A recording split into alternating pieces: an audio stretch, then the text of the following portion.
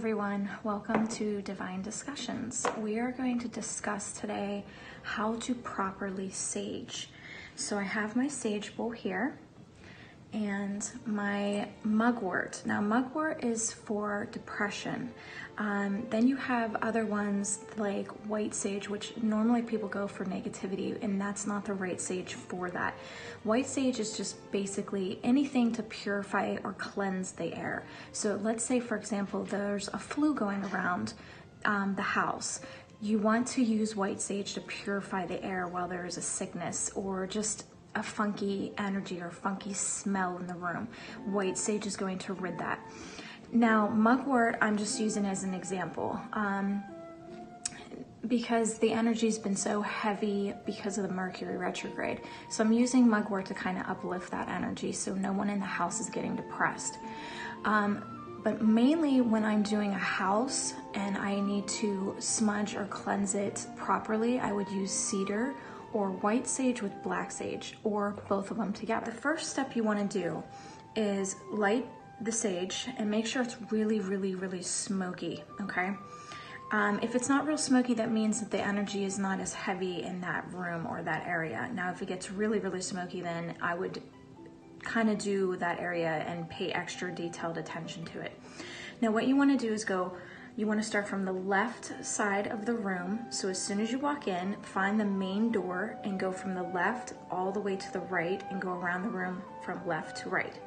So you start at the left and you come to a door, okay? So you start at the left, you come to a door. You want to close that door off. Then you make a sign of the cross. Now you keep going around the room. Say you come to a window. You start at the left because you're coming around from the left. You start at the left, close it off, and then keep going, okay? So this is how you do this.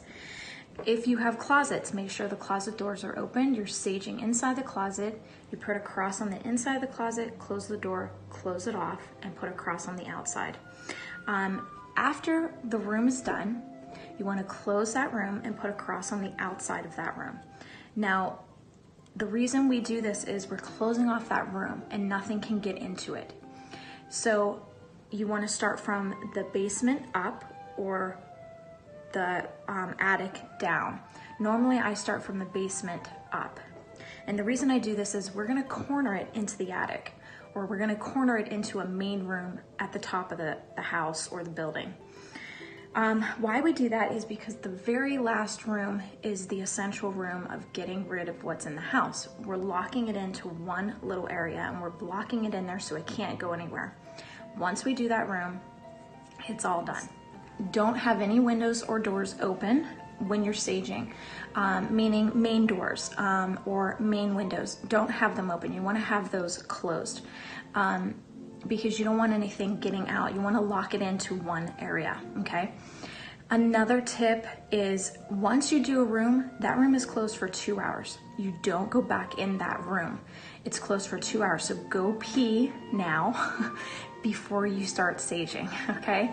Make sure everyone in the house has peed so they don't go back into the bathroom areas. You want to make sure before you sage, you have a black tourmaline, okay? Black tourmaline, which rids negativity, and everyone in the house should have one on them. To make sure that you're calling in Michael. He's the angel of getting rid of anything negative or dark or just doesn't belong there, okay?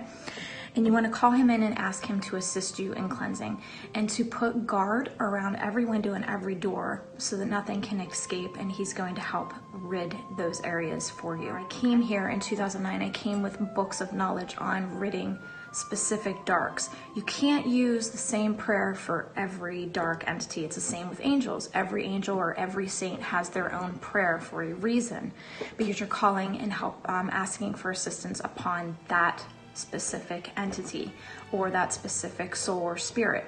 Now with dark, there's specific things I have to do and say. I can't divulge those. If I write them down, I have to burn it, and that's it, it's gone. It cannot get into the wrong hands because I use a specific angelic shield to bring that energy in, and if that information gets into the wrong hands, we've got some trouble.